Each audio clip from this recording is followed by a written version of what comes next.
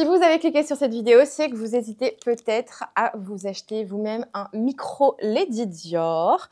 Et du coup, je vais vous faire ma review. Je l'ai eu pour Noël. Ça fait maintenant 6 mois que je l'ai et je peux vous faire maintenant cette review pour vous donner mon avis si ce sac vaut le coup ou pas concernant la taille. Parce qu'en général, sur ce sac qui est de taille quand même micro, la préoccupation, c'est toujours la taille.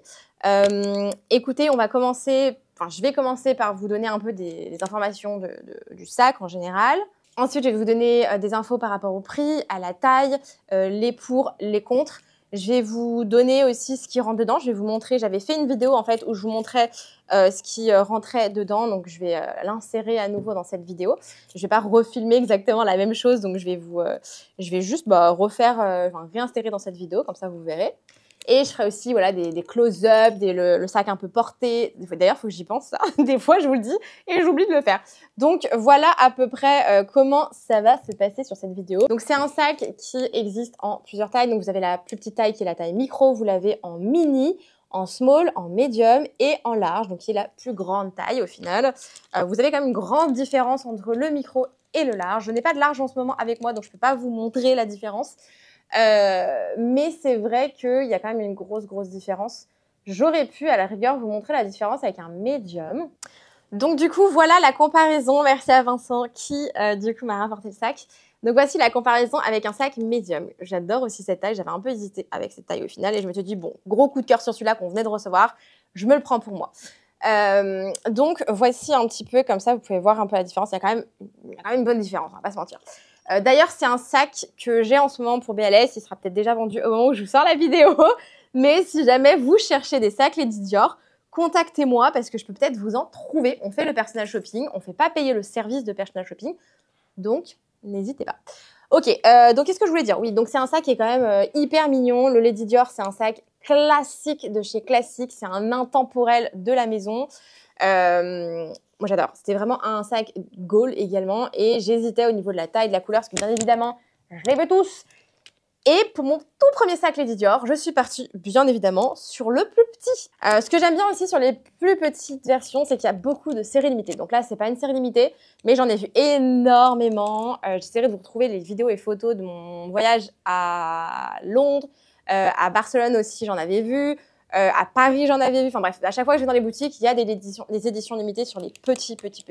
Ça peut monter jusqu'à 7000 €, mais c'est vraiment de l'art. Voilà, il y a de la broderie, il y a des perles, il y a un peu de tout et c'est juste magnifique. Il y en a pour tous les goûts et c'est ce que j'aime bien, c'est qu'ils sont un peu parfois limités et ils le font plus sur les petits. Ce que j'apprécie sur ce sac, du coup au niveau de l'info, c'est que vous avez une bandoulière qui est juste ici, que j'ai mis de côté. Et qui est ajustable. Donc ça, c'est vraiment cool. Moi qui suis petite, je fais 1m60, j'aime bien avoir des bandoulières ajustables que je peux choisir au niveau de la taille. Après, c'est une bandoulière que j'aime bien également parce que vous avez une bandoulière qui est assez large. Sur le mini ou small, je sais plus, vous avez une bandoulière qui est plus fine et je pense que c'est un peu moins agréable porter bandoulière, sachant que le sac est quand même un petit peu lourd finalement. Vu qu'il n'est pas immense, le poids n'est pas hyper diffus. Bon, sinon, au niveau de la taille, donc on est sur 12,5 cm ici. En hauteur, on est à 10 cm, pardon, et 2,5 cm en largeur. On est sur un sac en boutique à l'heure où je vous parle, donc on est en juillet 2024, qui est à 3400 €. C'est un sac en seconde main qui ne perd pas tant de valeur que ça par rapport à un médium, un large ou même un small, à vrai dire. Plus c'est petit, moins ça perd en valeur et finalement en seconde main, plus c'est cher. Donc ça, c'est drôle. Un micro sera par exemple souvent plus cher qu'un sac médium, surtout si en plus derrière vous partez sur du médium vintage. Donc c'est assez marrant et vous allez avoir quand même plus de mal à en trouver de cette taille-là parce qu'ils les sortent en moins grosse quantité parfois, surtout sur des éditions limitées. Donc, quand on fonce, on fonce. Pour les éditions limitées, soit vous les trouvez en magasin, soit vous avez un coup de chance et vous les trouvez en seconde main et du coup, le prix est hyper intéressant. Après, ça dépend. Il y a des éditions limitées, elles prennent grave la cote, mais c'est toujours hyper intéressant à savoir. Maintenant, on va parler des avantages du coup de ce sac. Premier avantage, je dirais, c'est que vous avez des petits pieds juste en dessous, donc qui permettent de protéger le sac quand vous le posez sur une table. Si jamais, je sais pas, vous le posez au sol ou autre, ça permet d'éviter de rayer la partie en cuir. Bon, il a quelques petites marques quand même, mais c'est, je trouve, pas mal d'avoir un sac avec des petits pieds.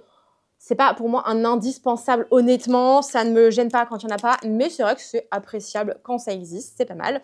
Un autre avantage, c'est un sac qui est quand même au final assez carré, donc qui est pratique. C'est un sac également qui va se fermer, donc pas complètement non plus, j'en parle après, mais on voit pas non plus ce qu'il y a à l'intérieur si on force pas un petit peu.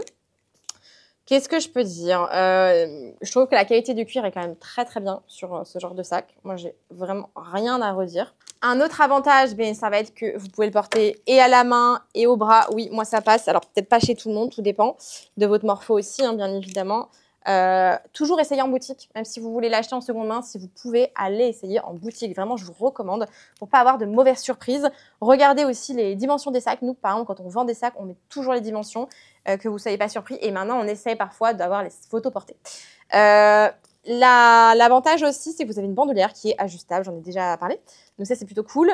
Et qu'elle est un peu large. Donc ça, c'est vraiment des bons points, je trouve, pour un petit sac comme ça. Après, je dirais que c'est un sac qui se porte assez facilement. Finalement, j'avais un peu peur au début. Et finalement, c'est un sac qui se porte ultra facile. La forme n'est pas dingo. Enfin, c'est une forme assez classique. Donc, ça fit avec tout. Pareil, la couleur, au final, je suis très contente. J'avais un peu peur parce que bleu comme ça, peut-être difficile à porter. Moi qui mets beaucoup de noir. Et finalement, je l'ai quand même pas mal porté. Donc, je suis trop contente. Et là, avec le printemps-été, encore plus. Enfin, printemps, je l'ai bien porté. Et l'été, trop bien. Je me mets beaucoup plus en clair printemps-été, donc pépite. Maintenant, on va parler de tout ce qui est un peu plus négatif, je dirais. Alors, un point qui est négatif, mais pour moi, c'était pas un point négatif personnellement, c'est que le téléphone ne rentre pas. Là, j'ai mon téléphone avec moi, je vous montre. J'ai l'iPhone 13 Pro Max. Le seul téléphone qui pourrait rentrer, c'est les Samsung qui se plient. Le Samsung classique, enfin, un iPhone qui n'est pas Max ne rentre pas non plus dedans. Donc, voilà, à part comme ça. Mais bon, je ne vous conseille pas de le faire. Après, j'ai fait un petit test personnellement. Et mon téléphone, je ne le mets jamais dans mon sac. Même quand j'ai un cabas, quand j'ai un sac immense, je l'ai toujours à la main, dans ma poche, ou j'ai une protection de téléphone en bandoulière. Ou alors, sinon, je donne à Vincent, il met dans sa poche. Voilà, toujours. J'ai toujours, dans tous les cas, un peu peur de laisser mon téléphone dans mon sac. Parce que j'ai un peu peur au final que si on vole mon sac, bah, mon téléphone est dedans aussi. Et il y a tout dans mon téléphone, quoi. Genre, j'ai tonnes de photos, de vidéos. Enfin, qui n'a pas tout dans son téléphone? C'est vraiment notre pépite. Franchement, ça m'embêterait. Et en plus, du coup, ben, vous perdez déjà votre portefeuille, votre sac. Alors, en plus, si vous perdez votre téléphone, donc c'est aussi une des raisons pour lesquelles je mets jamais mon téléphone dans mon sac. Voilà, je suis peut-être un peu folle, mais bon, c'est comme ça. Du coup, le téléphone ne rentre pas dans ce sac, mais j'avais fait un test où, pendant quelques semaines, j'essayais de remarquer si oui ou non je mettais réellement mon téléphone dans mon sac. Et finalement, non, quasi pas. Donc, je me suis dit, bon, bah, en vrai, ça changera rien. Donc, let's go, parce qu'effectivement, la taille, j'avais un petit a priori. Je me suis dit, est-ce que je vais vraiment réussir à le porter? Est-ce que je vais mettre assez de choses dedans? Pas sûr. Donc, pour moi, c'est pas un no-go, mais je sais que pour pas mal de monde, c'est un no-go. Personnellement, ça ne me choque pas. Et ensuite, c'est potentiellement un sac que vous n'allez pas forcément porter tous les jours. C'est pas un sac du quotidien. Ça peut, honnêtement, je le porte quand même assez souvent. Mais du coup, c'est pas un sac où vous allez tout le temps l'avoir avec vous. Ça va être plutôt un sac peut-être de soirée, un sac de restaurant. Donc, le téléphone, pour quelques heures, vous pouvez vous en passer ou le mettre ailleurs. Après, je peux aussi comprendre qu'au prix du sac, vous souhaitez pouvoir au minimum mettre votre téléphone dedans. Personnellement, moi, c'était pas du tout un point important, mais tout dépend de ce que vous cherchez. Aussi, ce que j'ai remarqué, c'est qu'ils étaient quand même assez lourds pour un sac micro, plus la bandoulière. Donc, quand j'attache la bandoulière, généralement, le sac tombe à l'avant parce que c'est un peu lourd avec les petits crochets. Je sais plus comment on appelle ça, bref. Et le petit cincher, d'ailleurs, qui est un peu bruyant aussi. Bon, ça, c'est pas non plus un logo de dingue. Mais, et puis, c'est jamais, je sais pas si vous avez remarqué, ça se met jamais correctement. C'est toujours le bordel. Voilà. Jamais ça va se mettre correctement. C'est assez rare. Bon, là, bizarrement, oui. Mais souvent, c'est toujours le bazar. Ça tient jamais en place. Mais voilà. Un autre point à la rigueur, c'est qu'il se ferme pas avec un zipper. Donc, c'est un peu relou. Et que du coup, là, c'est un peu, des fois, chiant d'accès. Après, on s'y fait. Et je trouve que c'est pas bête non plus. Ça permet parfois d'être assez rapide sur quand on veut chercher quelque chose. Hop. Mais non, j'aime beaucoup. Moi, personnellement, je suis très conquise par ce sac. Maintenant, je vais vous passer la partie où je vous montre qu'est-ce qui rentre dedans. Moi, perso, j'ai l'essentiel qui rentre dedans et c'est le plus important. Et au final, quand vous y réfléchissez, c'est vraiment l'essentiel. Vous n'avez pas forcément besoin de plus. Tout dépend de votre quotidien, mais voilà. Aussi, je voulais vous parler de petit top que j'ai. Donc, j'ai fait une collab. Cette vidéo n'est pas sponsorisée, n'est pas une collab. C'était dans une ancienne vidéo que je vous remettrai à la rigueur par là, de look que j'ai reçu de la marque Goelia. Et je suis trop fan. Aujourd'hui, par exemple, je porte un petit top en crochet de chez eux. Il est trop mignon. Je vous remettrai le lien si ça vous intéresse. Vraiment, c'est une Bon, c'est pas une découverte parce que j'avais déjà 2 pièces de chez eux, un trench et une veste cap et la cape qui s'enlève que j'adorais, qualité de super cool pour un prix je trouve assez ok. Et du coup, j'étais contente quand ils m'ont contactée pour faire une petite collab. J'étais trop contente. Bref, du coup, je suis hyper conquise. Donc, si ça vous intéresse, c'est une nouvelle marque. Ça change, enfin, c'est une nouvelle marque. C'est une marque qui change un petit peu. On n'en entend pas encore trop parler. Et je trouve que ça donne une autre possibilité autre que tout ce qui est fast fashion, Zara, Stradivarius et tout, chez lesquels je vais de temps en temps également. Hein, voilà, j'ai pas non plus un budget de malade. Et c'est vrai que j'ai des pièces aussi de ces marques-là, mais du coup, ça fait une nouvelle alternative et c'est pas mal. D'ailleurs, si vous connaissez d'autres marques sympathiques, alternatives avec des designs sympas, une qualité pas trop mal et un prix pas trop exorbitant, avec plaisir, honnêtement. Après, bon, le prix, c'est toujours délicat de dire pas trop exorbitant parce que vous avez aussi des marques françaises et made in Europe et là, forcément, c'est un peu plus élevé parce que le coût de la main-d'œuvre, etc. Et quand vous êtes une petite marque, ça coûte beaucoup plus cher, j'en connais. Et j'ai des pièces aussi de marques françaises et européennes, made in Europe. Mais c'est vrai que du coup, on en achète un peu moins parce que c'est pas les mêmes budgets, tout dépend toujours du budget. Mais voilà, donc si vous avez d'autres alternatives et si vous êtes une marque et que vous avez envie de travailler avec moi, avec grand plaisir. Je fais des lives tous les mercredis, on me demande souvent qu'est-ce que je porte. Et du coup, je suis trop contente quand je fais des petites vidéos de look et j'aime bien aussi quand même changer régulièrement de vêtements. Donc, n'hésitez pas. Voilà. Bref, c'était la petite promo. Non, bon, revenons au sac. Donc, je vous mets juste après là le What Fits Inside, donc ce qui rentre dedans. Et ensuite, on revient par ici et je vous donne mon avis final. Et du coup, là, c'est bon, ça passe. Voilà. Donc là, vous voyez, j'ai pu mettre le porte-carte ici, le porte-monnaie et les AirPods. Ok. Du coup, je vous montre ce que ça donne là, comme ça, avec le téléphone. Donc, je mets juste par-dessus, vraiment très simplement. Donc là, je les ai mis juste ici. Et là, du coup, après, hop.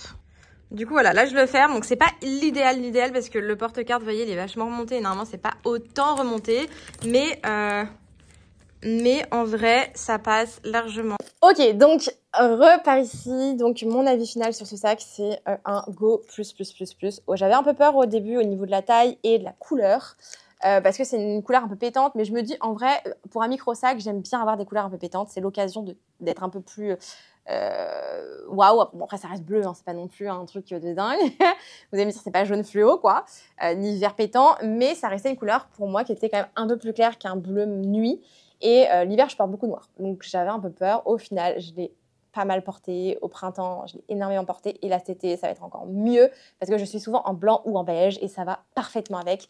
D'ailleurs, j'ai reçu une petite veste Goelia un peu bleue qui va trop bien avec. Je suis trop contente. Ça va faire un très beau look. Mais effectivement, non, je vous le recommande. Au niveau de la taille, oui, c'est pas un sac très grand. On sait pourquoi on l'achète. Hein. On voit que c'est un tout petit sac. Mais je trouve ça hyper cute. C'est très facile à porter. Il n'est pas encombrant en plus. Et on reste sur des prix qui sont non plus pas déconnants par rapport à d'autres marques. La qualité est là. Moi, je suis conquise. La forme est top. C'était mon premier Lady Dior. Ce ne sera pas le dernier. Voilà, dites-moi ce que vous en pensez. Si cette vidéo vous a fait changer d'avis, peut-être, vous a rassuré. Dites-moi si vous allez passer à l'achat. Si vous cherchez des Lady Dior, n'hésitez pas à me contacter. Je peux peut-être vous les trouver. Parce que j'ai ma propre entreprise où je vends des sacs et accessoires de luxe de seconde main, principalement. Donc, je vous mets le site là. N'hésitez pas à me contacter, je peux vous faire une recherche. Et si vous en avez déjà acheté, dites-moi quelles sont les couleurs. J'ai hâte de savoir.